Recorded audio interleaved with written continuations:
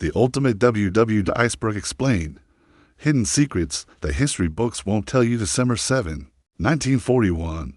Pearl Harbor, Hawaii Territory, 0755 hours. The first bomb fell through crystalline tropical air that smelled of salt and plumeria blossoms. Sailors on the deck of USS Arizona had been preparing for morning colors, the ritual raising of the flag that marked the beginning of another Sunday in paradise. Some had been writing letters home, others had been drinking coffee, black and bitter, from tin cups that would soon be scattered across a harbor turned into an inferno. The sound came first, a shriek that did not belong to peacetime, followed by an explosion that shattered the morning calm and announced the arrival of a war most Americans believed would never reach their shores. Within minutes, the harbor filled with smoke, flame, and the screams of men trapped in steel tombs beneath the water. The Pacific Fleet, symbol of American naval power, was burning, but Pearl Harbor was only the visible tip of an iceberg of vast, hidden mass of secrets, coincidences, innovations, and horrors that lay beneath the surface of the war's official narrative. The story of World War II, as taught in classrooms and depicted in films, follows a clear trajectory: aggression, resistance, sacrifice, victory. Yet beneath that surface narrative exists a labyrinth of lesser-known events, forgotten battles, suppressed technologies, and moral complexities that reveal a war far stranger and more multifaceted than the simplified version presented to the public. This is the iceberg, and what lies beneath challenges everything we thought we understood about the deadliest conflict in human history. The metaphor of the iceberg, 90% hidden beneath the surface, applies with uncanny accuracy to World War II. The war's most famous moments: D-Day, Midway, Stalingrad, Hiroshima represent the visible portion, the events commemorated in monuments and Hollywood productions. But beneath the waterline exists a vast territory of obscure operations, experimental weapons, intelligence coups, and decisions so morally ambiguous that official histories hesitated to acknowledge them. Some of these secrets remain classified for decades, others were simply forgotten, overshadowed by larger narratives. Together, they form a counter-history that complicates heroic myths and forces uncomfortable questions about how wars are truly fought and won. The surface level of the iceberg, the part everyone recognizes, contains the war's defining moments: the German invasion of Poland, the fall of France, the Battle of Britain, Operation Barbarossa, the entry of the United States after Pearl Harbor. These events formed the skeleton of the conflict, the framework upon which everything else hung. They were dramatic, photographed, documented, and ultimately comprehensible within the moral framework of the time. Democracies and freedom-loving peoples resisting fascist aggression.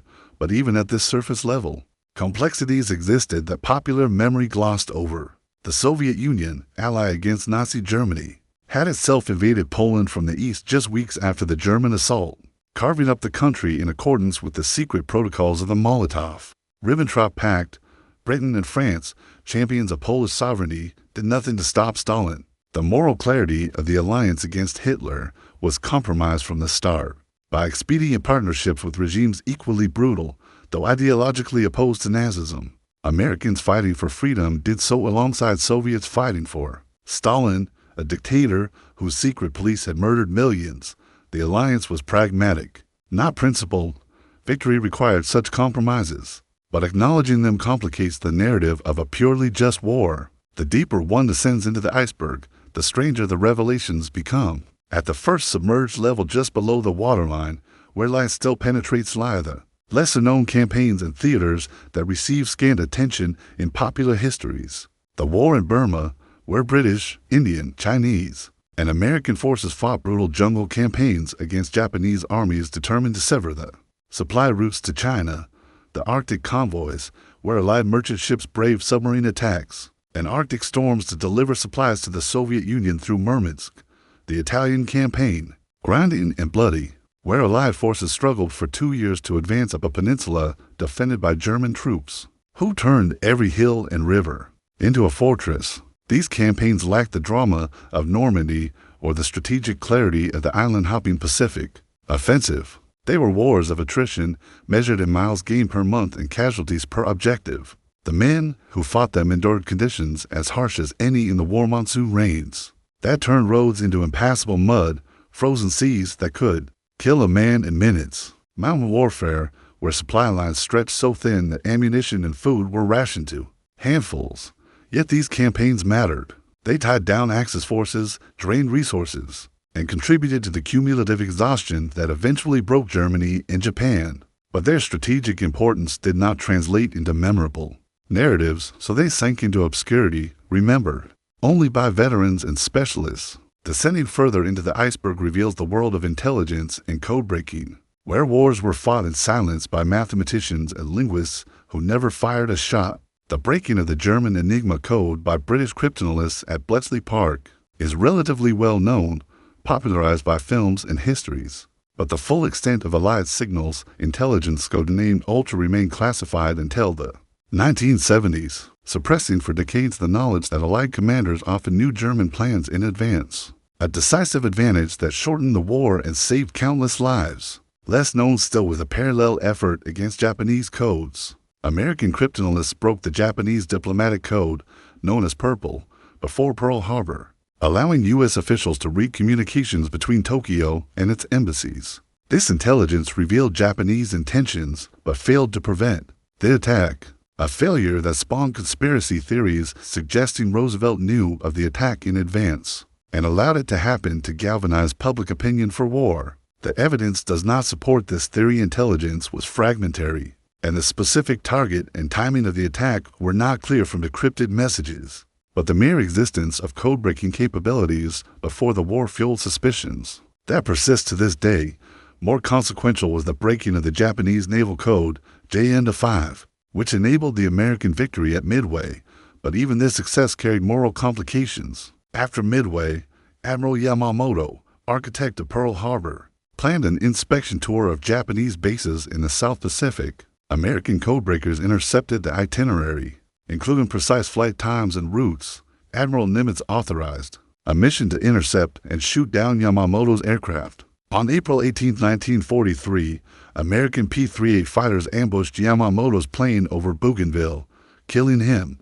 The mission was a targeted assassination executed with information obtained through codebreaking. It was also a strategic success. Yamamoto's death deprived Japan of its most capable naval commander, but it raised questions about the ethics of targeted killing and the risks of revealing that American intelligence could read Japanese communications. The operation proceeded anyway, a calculated gamble that paid off but required sacrificing potential future intelligence to eliminate one man. Deeper still into the iceberg lie the experimental weapons and secret projects that consume vast resources and produce results ranging from revolutionary to absurd. The Manhattan Project, which developed the atomic bomb, is well documented, its success undeniable, and its moral weight felt immediately in the destruction of Hiroshima and Nagasaki. But the Manhattan Project was one of hundreds of weapons development programs pursued by all combatants, most of which failed or produced weapons too late to affect the war's outcome. Germany invested heavily in Wonder Weapons Wunderwaffen that promised to reverse the Reich's deteriorating strategic position. The V-1 flying bomb and V-2 ballistic missile terrorized London, but had no meaningful impact on the war's outcome. The Messerschmitt Me-162, the world's first operational jet fighter, was technologically superior to any Allied aircraft, but appeared too late and in too few numbers to challenge Allied air superiority. Hitler's obsession with super-heavy tanks like the Maus, which weighed over 180 tons and consumed fuel at a rate that made it nearly immobile, diverted resources from more practical weapons. German scientists also researched atomic weapons, but never came close to success. Their program hampered by the emigration of Jewish scientists and the regime's ideological rejection of Jewish physics. The Allies pursued their own eccentric projects. The British developed the Ponyandrum, a rocket propelled well packed with explosives intended to breach German coastal defenses. It was spectacularly unstable, veering unpredictably during tests and nearly killing observers. The Americans experimented with bat bombs, literally bats fitted with tiny incendiary devices, intended to roost in Japanese buildings and start fires. The program was eventually abandoned in favor of more reliable incendiaries, though not before considerable resources were spent. The Soviets developed explosive dogs trained to run under German tanks, carrying mines that would detonate on contact. The program worked in theory, but failed in practice when the dogs, trained using Soviet tanks, often ran under Soviet vehicles instead of German ones. These projects reveal the desperation and creativity of nations fighting total war. Some innovations: radar, sonar, penicillin, synthetic rubber-proof transformative. Others were footnotes, curiosities that consumed resources better spent elsewhere. Together, they illustrate how industrial societies mobilize scientific and technical expertise on an unprecedented scale, turning universities and laboratories into weapons development centers and blurring the line between civilian and military research even deeper into the iceberg, where light no longer reaches and pressure crushes all but the hardest truths, lie the war's moral abysses. The Holocaust is well documented, its horror undeniable, and its victims commemorated in museums and memorials worldwide. But the full scope of Nazi atrocities extended beyond the death camps, the Einsatzgruppen, mobile killing squads that followed German armies into the Soviet Union, murdered over 1 million Jews, Roma, communists, and others deemed enemies of the Reich, often shooting victims at the edge of mass graves. The Hunger Plan, devised by Nazi administrators, intended to starve tens of millions of Soviet civilians to free up food for Germany and create living space for German settlers. Though never fully implemented, the plan resulted in mass starvation in occupied Soviet territories, particularly during the siege of Leningrad, where over 1 million civilians died. Japan's atrocities in China received less attention in Western histories, but were equally brutal. The rape of Nanking in 1937, where Japanese troops murdered hundreds of thousands of Chinese civilians and prisoners of war, shocked even Nazi observers in the city. Uni 731, a covert biological warfare research program, conducted lethal human experiments on Chinese prisoners, testing plague, anthrax, and other pathogens under conditions of unspeakable cruelty. The program's leaders were granted immunity by American occupation authorities in exchange for data on biological weapons, a moral compromise justified by Cold War strategic considerations, but repugnant nonetheless. Allied conduct, while not comparable in scale or intent to access atrocities, included actions that challenged the moral framework of a just war. The strategic bombing campaigns against German and Japanese cities targeted civilian populations, with the explicit goal of breaking morale and destroying war production. The firebombing of Dresden in February 1945 killed tens of thousands of civilians in a city swollen with refugees, its military value debatable. The firebombing of Tokyo in March 1945 killed more people in a single night than either atomic bomb would later kill, incinerating entire neighborhoods and suffocating those who fled into rivers and canals. These raids were legal under the laws of war as understood at the time, but they raised questions about proportionality and the deliberate targeting of non-combatants that persist in debates over just war theory. At the very bottom of the iceberg, in the coldest, darkest depths where few care to look, lie the secrets that remain classified or suppressed long after the war ended. The full extent of Soviet crimes during and after the war, the deportation of entire ethnic groups, the mass rapes committed by Red Army soldiers advancing through Germany, the brutal suppression of anti-Soviet resistance movements in Eastern Europe was minimized in Allied propaganda during the war and suppressed during the Cold War to avoid undermining the alliance. The Katyn massacre, where Soviet secret police murdered over 20,000 Polish officers and intellectuals, was blamed on the Germans until the Soviet Union finally acknowledged responsibility in 1990. Allied knowledge of the Holocaust and the failure to take more aggressive action to stop it remains a source of debate and guilt.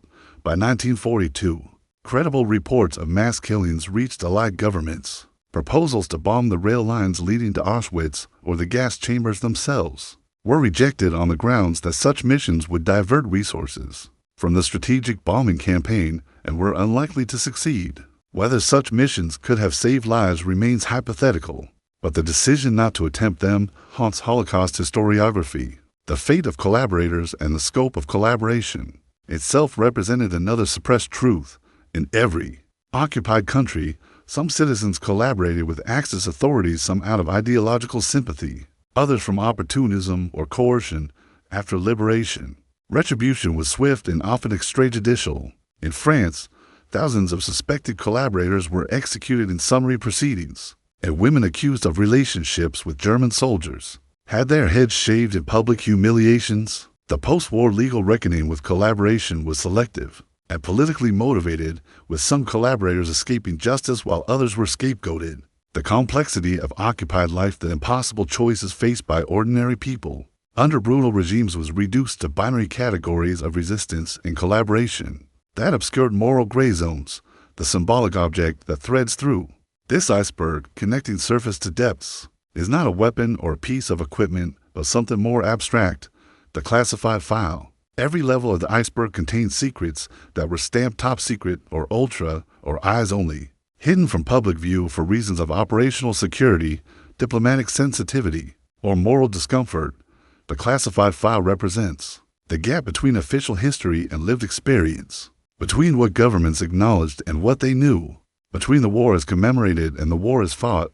These files, slowly declassified over decades, revealed a war far more complex than the one remembered in the immediate post-war years. They showed that intelligence failures and successes were more decisive than battlefield heroics in many engagements. They revealed moral compromises that contradicted the narrative of a purely just war.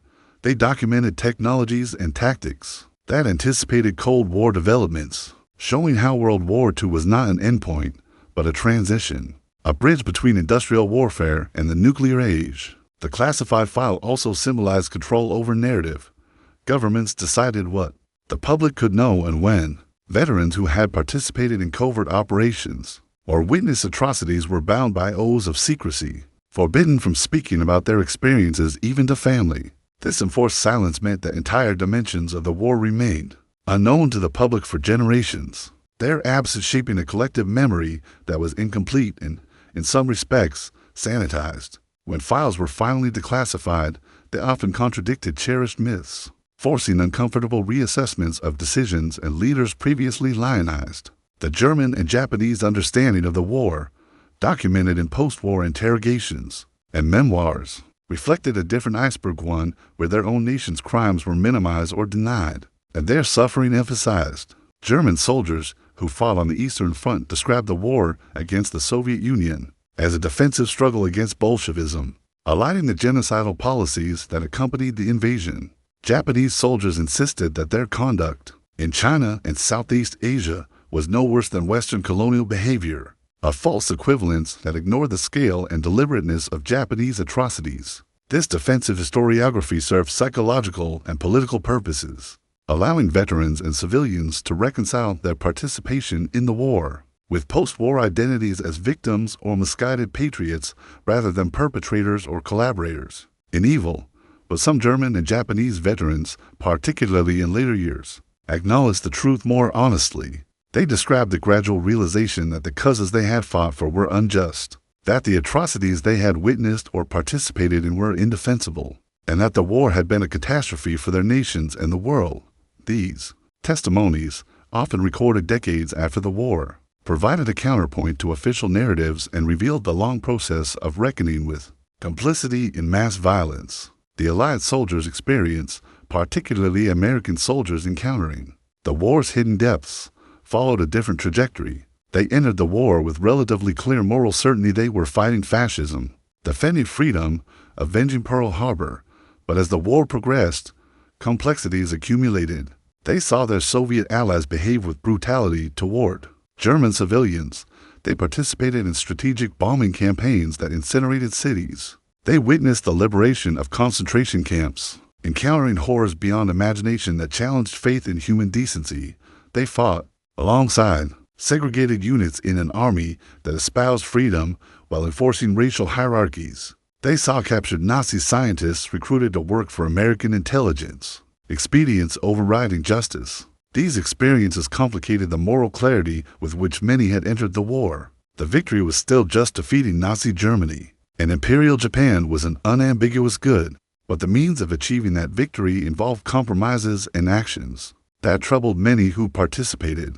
The war's moral iceberg extended into the post-war world, where former enemies became allies, former allies became adversaries, and the lessons learned were applied to new conflicts with mixed results.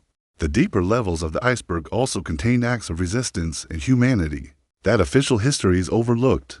The Polish resistance, operating under brutal occupation by both Germany and the Soviet Union, fought a shadow war that received little Allied support and ended in betrayal when the Red Army halted its advance and allowed the Germans to crush the Warsaw Uprising in 1944.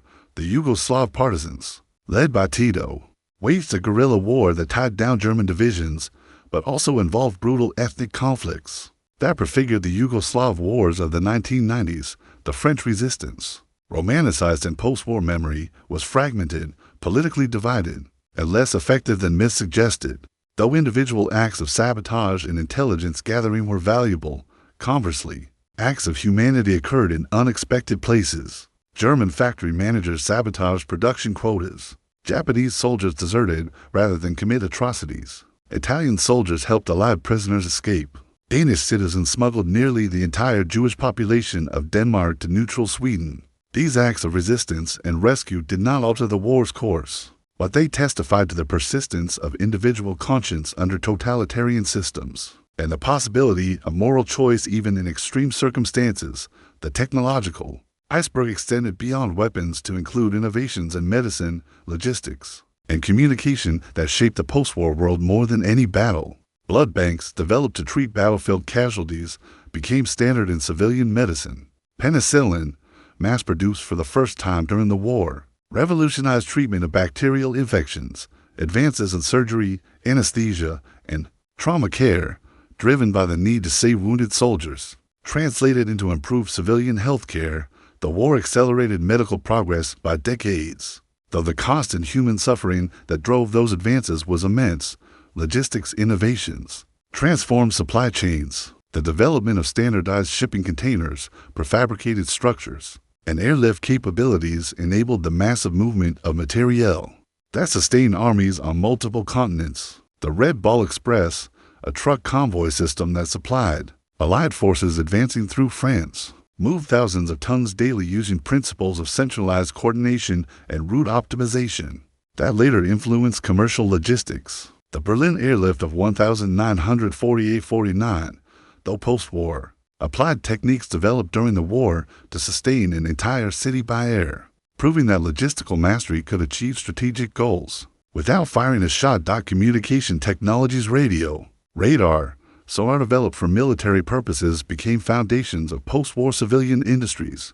Radar technology evolved into air traffic control systems and weather forecasting. Sonar enabled deep-sea exploration. Radio communication networks anticipated the interconnected world of the late 20th century. The war acted as an accelerant for technologies that might otherwise have developed more slowly, compressing decades of innovation into years, but at the cost of directing that innovation toward destruction. The financial iceberg revealed how the war was paid for, a story of debt, inflation, and economic mobilization that reshaped national economies. The United States financed the war through war bonds, taxation, and deficit spending, emerging as the world's dominant economic power with the dollar replacing the British pound. As the global reserve currency, Britain, by contrast, bankrupted itself, selling off foreign assets and accepting American loans that would take decades to repay. The Soviet Union financed its war effort through forced labor, confiscation of resources, and lend-lease aid from the United States, emerging victorious, but economically devastated. Germany looted occupied territories to sustain its war machine, enslaving millions and stripping conquered nations of food, raw materials, and art. Japan's economy, never strong enough to sustain a prolonged conflict, collapsed under the weight of American blockade and strategic bombing, leading to mass starvation in the final year of the war. The post-war economic order, the Bretton Woods system, the Marshall Plan, the establishment of the World Bank and International Monetary Fund was built on lessons learned from the war's economic devastation, the understanding that economic stability was essential to peace, and that international cooperation could prevent the beggar-thy-neighbor policies that had worsened the Great Depression, shaped the institutions that govern global finance for the next half-century. The war's economic iceberg thus extended into the post-war world, influencing prosperity and policy long after the guns fell silent. The cultural iceberg included propaganda, censorship, and the manipulation of public opinion that shaped how civilians understood the war. Every combatant nation controlled information, suppressing bad news and emphasizing victories to maintain morale. American newsreels showed brave soldiers and successful operations, downplaying casualties and setbacks. British newspapers portrayed The Blitz as an example of national resilience, minimizing the trauma and suffering. Soviet media depicted the Great Patriotic War as a heroic struggle of the people, erasing Stalin's catastrophic leadership failures in 1941. German propaganda insisted on ultimate victory, even as the Reich crumbled, threatening defeatism with execution. This information control meant that civilians on all sides experienced the war through a distorted lens, seeing only what their governments wanted them to see. The full truth, the scale of casualties, the brutality of combat, the moral complexities was hidden until after the war, and even then selectively revealed.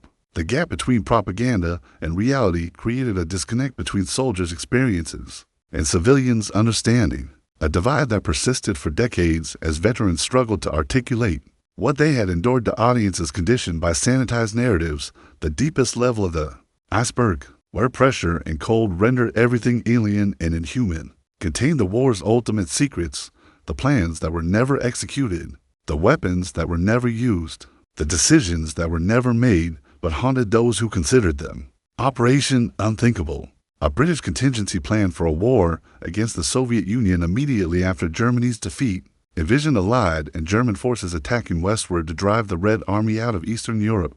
The plan was deemed infeasible and filed away, but its existence revealed how quickly wartime alliances could dissolve into peacetime hostilities. The United States developed plans for massive chemical weapon attacks against Japan, using mustard gas and other agents to support the invasion of the home islands. These plans were never executed, made unnecessary by Japan's surrender after the atomic bombs, but they illustrated the willingness to escalate violence to whatever level seemed necessary. To end the war, Germany's research into nerve agents stabin and sarin, far more lethal than any chemical weapon used in World War I, could have altered the war's trajectory had Hitler authorized their use. He refrained, partly from fear of retaliation, partly from his own experience as a victim of gas in World War I.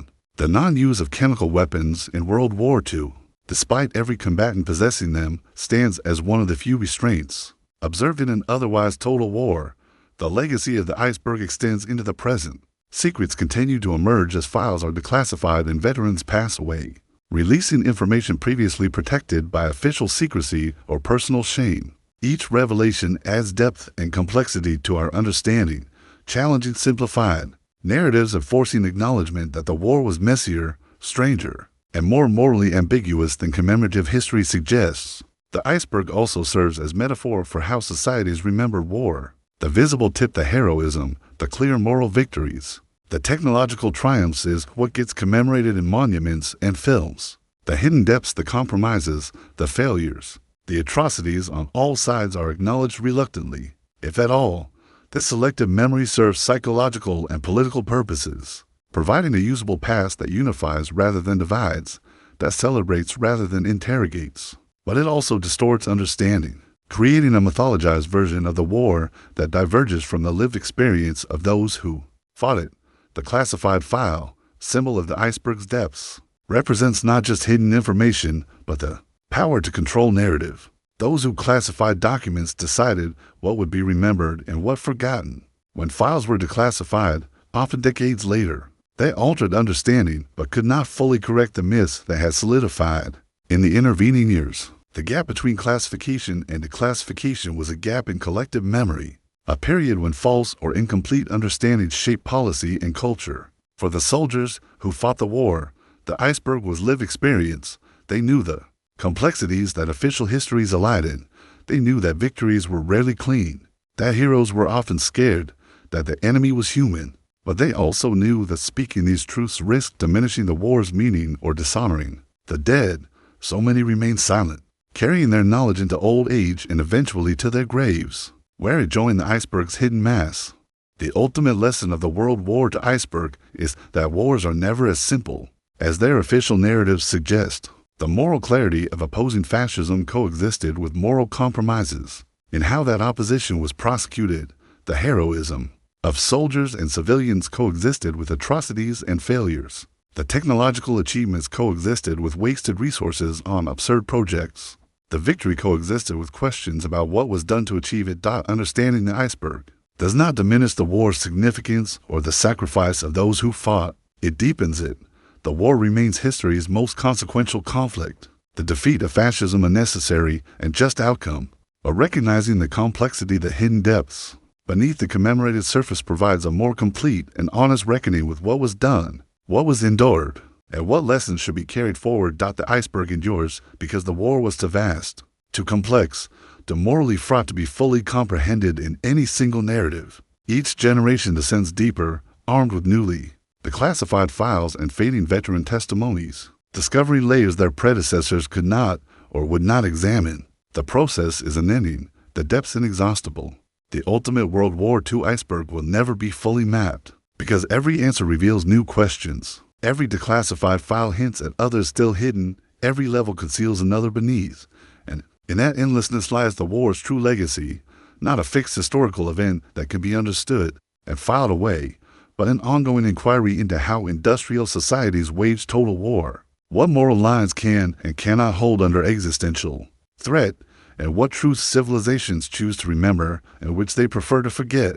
The iceberg floats on, 9/10 hidden, waiting for those brave or curious enough to dive into its depths and confront what lies beneath the surface of the most documented, most studied, and still most mysterious conflict in human history.